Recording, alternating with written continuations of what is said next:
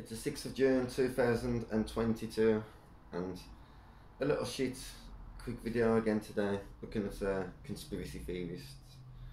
And the reason I want to look at conspiracy theorists is because I am a little bit of a conspiracy theorist, and there's a lot of people out there that have said to me in the past things like, these conspiracy theorists, the ideas that they have are so ridiculous and they believe in strange things.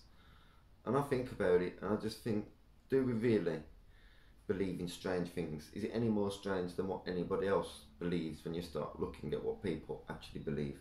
I mean, the British, the people in England and London and that have just finished celebrating the Platinum Jubilee, where all these people go out and they all celebrate this ridiculously wealthy and greedy, slimy family, and their reign over us, and their reign over us has led to oppression and inequality and all this bullshit, and racists, like I keep saying, cancel culture, keep cancelling these powerless comedians and all these small time, small fish basically, when the institutions and the organisations that have constantly been there in the past with these forms of racism and oppression and this shit, like, fascism even in some cases. Let's be honest, the royal family have got a history of beheading people for disagreeing with them and for burning people.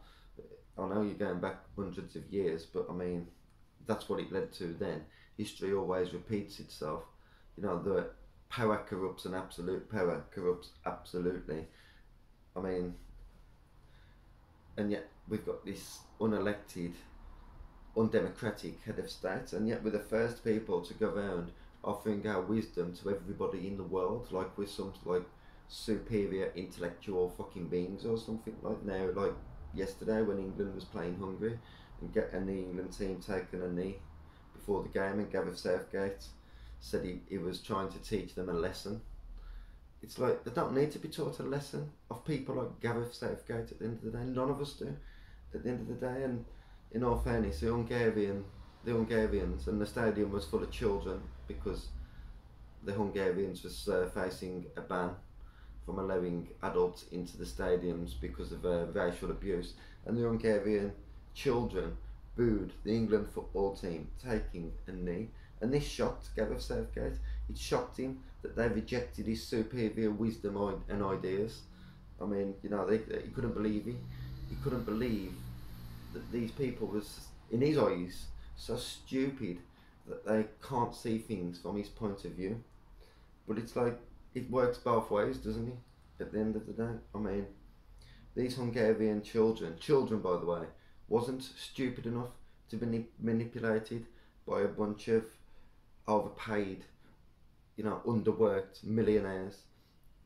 And in the end, the whole day ended up to be an absolute embarrassment for England football team, because not only did they get booed by a bunch of under 14s, they also played absolutely terrible and lost against a team like Hungary, who are probably paid a fraction. Their players are probably paid a fraction in wages to what our players are paid.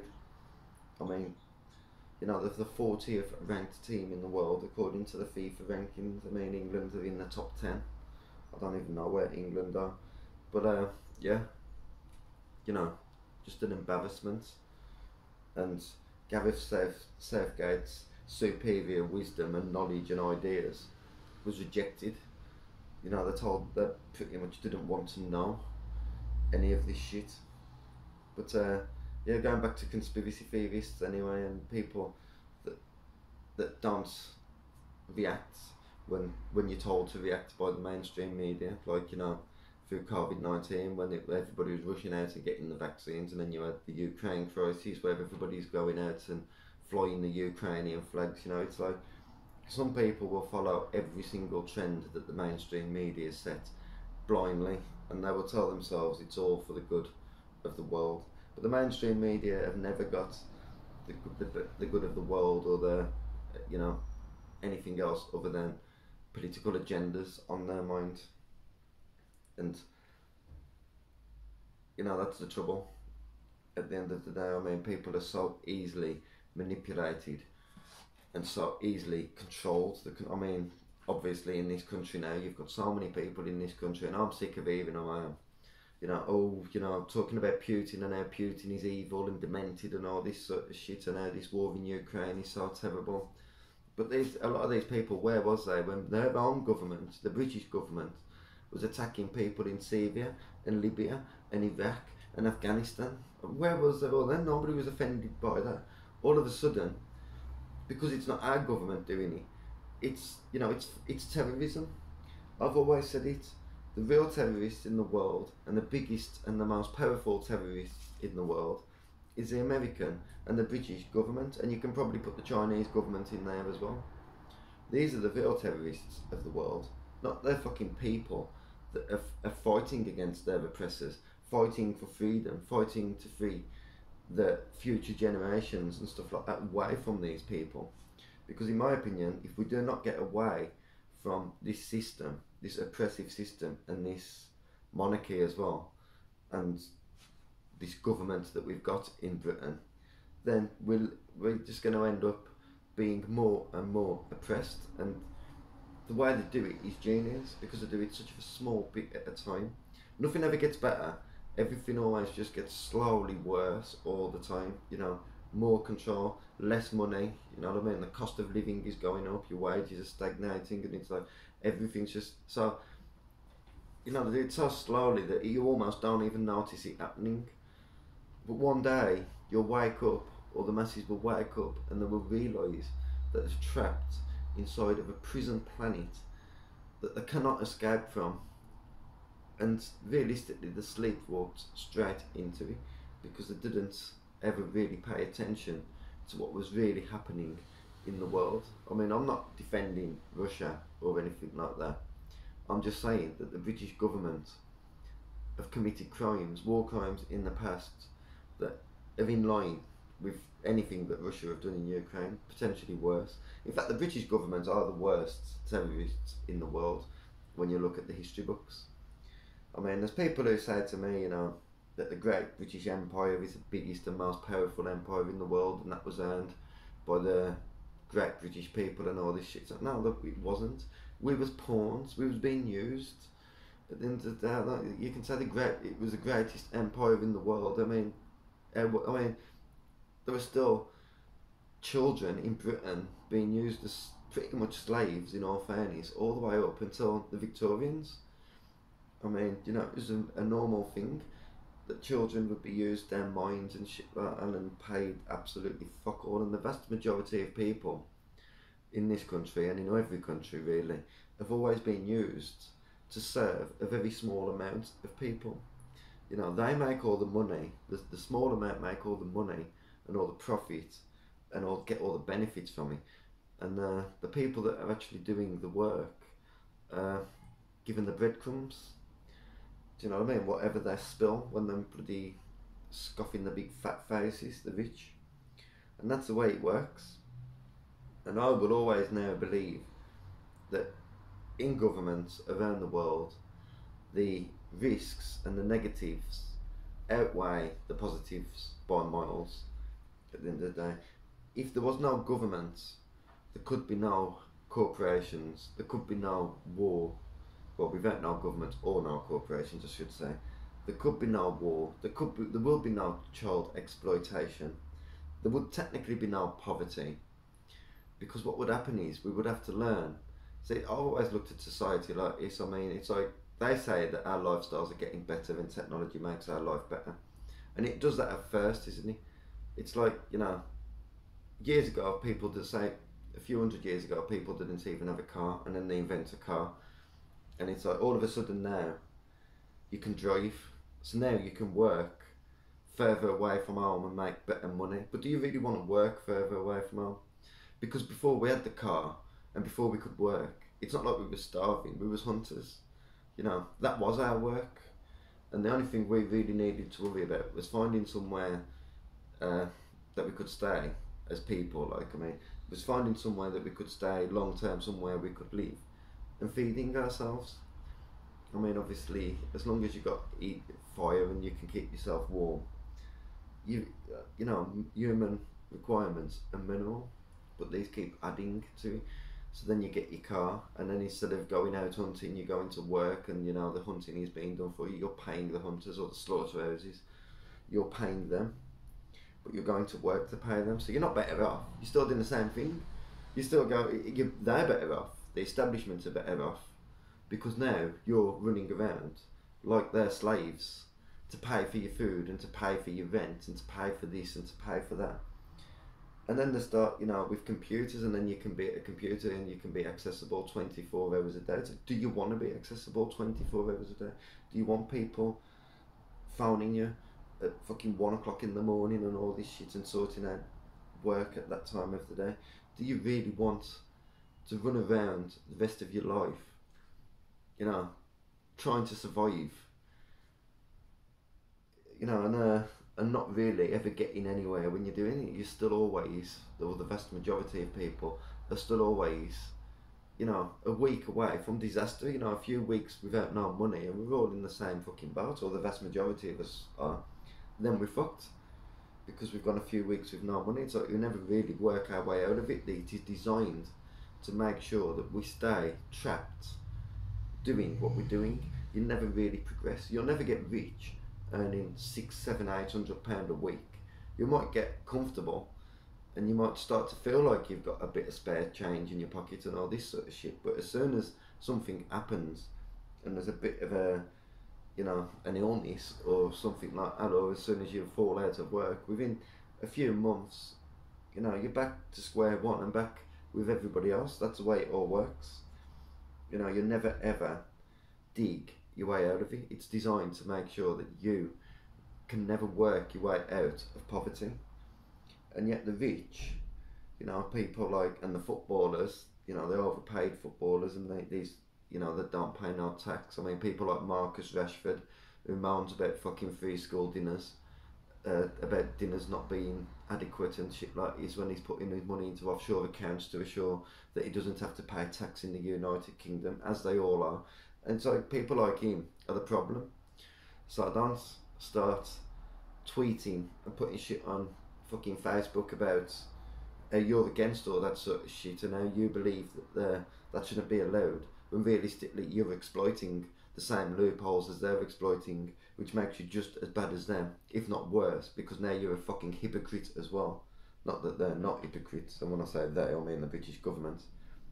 But like I say, people have always said to me, conspiracy theorists believe in such strange things. That's what this video was supposed to be really about. And it's like, do we really? Because what I see is, it's not that conspiracists believe in strange things.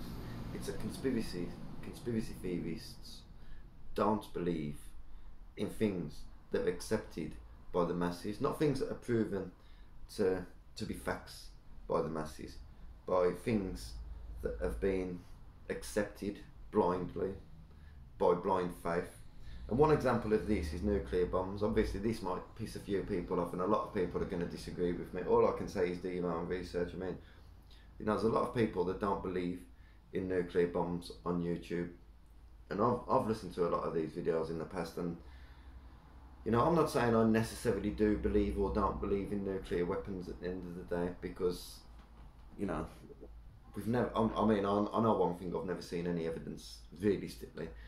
I mean, and I'll tell you, you've got to do your own research into it before you start ridiculing the idea, because at first it seems so far-fetched to think that something like a nuclear weapon isn't even possible, like they can't do it, they haven't got the technology. But the more you start looking into it, the more suspect it becomes. And the worst thing is, there's a lot of test footage of the early nuclear weapon tests on YouTube that you can still watch now from places like British Pathé, and a lot of public Associated Press have got quite a lot of videos on it. A lot of nuclear weapon tests from the 1940s and the 50s. And, you know, you're watching these tests, as you do when you're young. I mean, everybody's seen the videos, really. I mean, it's just that you never really consider it when you're young, and obviously back in the days when they were showing that, you had one look at it and that was it. But when you start watching these videos now and you're seeing all these fucking things being blown apart, and, you know, towns that have been built specially just to be designed by these nuclear weapons, and then being filled with cameras, being nuclear bombed, and all these explosions going off everywhere, and everything's, you know, blown to smithereens, everything's fucking turned into pretty much a big fucking cloud of dust. Right? But the camera's over. The camera filmed it. It didn't even stop working. It didn't even fucking shake. What the fuck is that about? There's only one explanation for it, isn't there? These nuclear weapons, or these nuclear weapon tests that was performed in the 40s and the 50s, are fake. They've got to be. Because there's no way that that could happen. And I got really interested in this. I've been interested in this for fucking years. And I started, you know, really digging into it, trying to do some research, and I tried to assess how they was filmed, these things. Because some people, you know, writ on the internet that the cameras was filmed from 6 miles away. 6 miles away the cameras was. And that's how they managed to do it. So I started looking into all these, how did they film these things? And the cameras wasn't put 6 miles away. That's people in denial, trying to explain something that can't be explained. The cameras, and you can actually watch it on Associated Press on YouTube, they actually show you, I think it's Associated Press, there's actually a video on YouTube anyway, which shows you them actually setting the cameras up to film the nuclear tests. And the cameras are actually in the fucking town. It's so fucking, they're in the middle of the fucking town, and they didn't fucking budge. I mean, I'm not saying that nuclear weapons aren't real. I know for a fact that nuclear weapons aren't real. But then I start thinking, this, you're talking about the 1940s, and you're talking about atoms, and you're talking about the ability to make atoms explode. Atoms is an invisible force, pretty much, which can't really be seen or observed by the vast majority of people, and therefore the vast majority of people, even counting myself, we don't even know if they even exist, really. We know that that's what they tell us it is, shit like, but you know, you can't really do a test. You've got to take that leap of faith again, haven't you? And it's like, so these people claim that within 4 years of studying the atom, they not only of trying to create a nuclear bomb, that not only did they actually manage to create a nuclear bomb that was testing them and didn't have no problems with the test, and was dropping them on Japan within 3 or 4 years. I mean, you know, in the 1940s, at a time where there wasn't even mobile phone technology, I mean, you know, it was pretty primitive. You know, there wasn't internet, there wasn't colour televisions or anything like that. I mean, telephones was obviously a thing in the 1940s, but there wasn't I don't think there was widely used by everybody. I'm not really sure about that, like about where telephone, I mean, obviously telephones existed in the 1940s, but you know, apparently according to these managed to create a bomb that explodes an invisible force around the world that can pretty much destroy any city around the world, you know, within 3 or 4 years. Now, I'm not saying that the British and American governments haven't got loads of very powerful weapons, because obviously they have, and same with the Russians, so it doesn't really make a difference. But the idea of a nuclear bomb is pretty far-fetched when you think about it. I mean, there's plenty of well, watch the evidence with the cameras. Like I said, there's plenty of proof now that pretty much suggests that the old nuclear weapons footage, the old ones at least from the 1940s particularly, all that footage is definitely fake. And then even the more modern ones, it's like the big explosions, but couldn't you do that with TNT if you had enough of it, or fucking something else? Like, I mean, I don't know at the end of the day, but you know, it's an interesting argument. And why would they lie about nuclear weapons in the existence of nuclear weapons? I mean, you know, it's to create this illusion, isn't it? I mean, a lot of people that believe in nuclear weapons will say the only reason that the world's still here and the only reason that we're still alive is because of nuclear weapons, because of the idea of mutual destruction. And then that creates this illusion that war is peace, doesn't it? Because that means really that we're living in war times.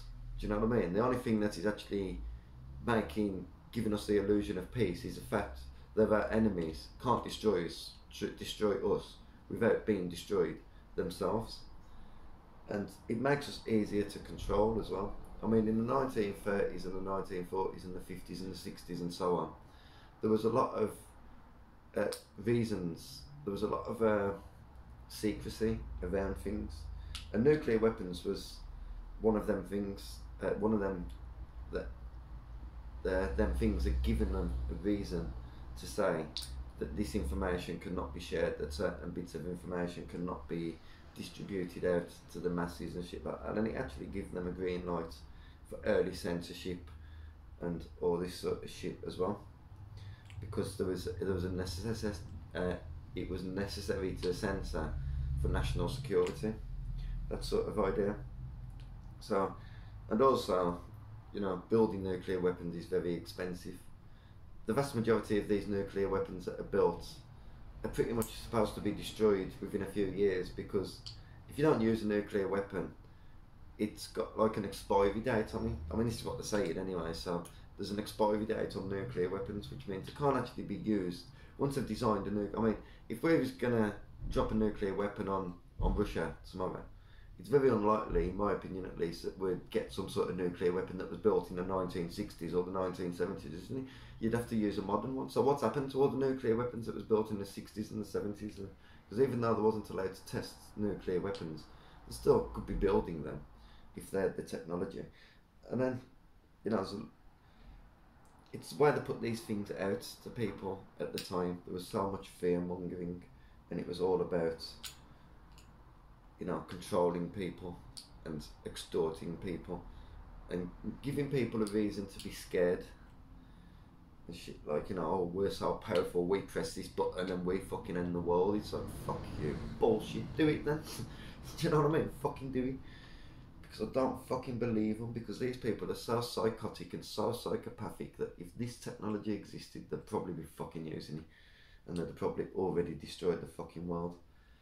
But yeah, this country for you. I mean, this country offends me, and when I say this country, I mean England, not Britain. I keep saying Britain, but it's not really fair to put Scotland and Wales into the same category as England at the end of the day, because the people in England are just pig ignorant, fucking arrogant wankers. People like Gareth Southgate, isn't he, offering this superior wisdom and knowledge and all this sort of shit to these fucking, you know, degenerate people in fucking Hungary, and wonders why they fucking boo him.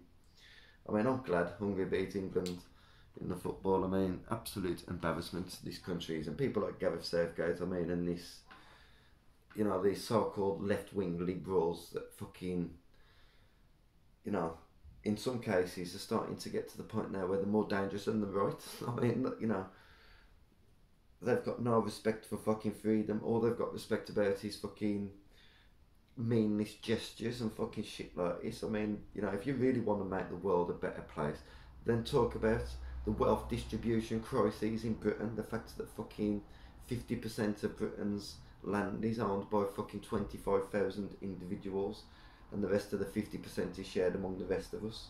And these people also own tons of land in fucking Europe and everything like that as well. I mean, if you want to be such a goody little two-shoes, Gareth Southgate, why don't you expose things like that?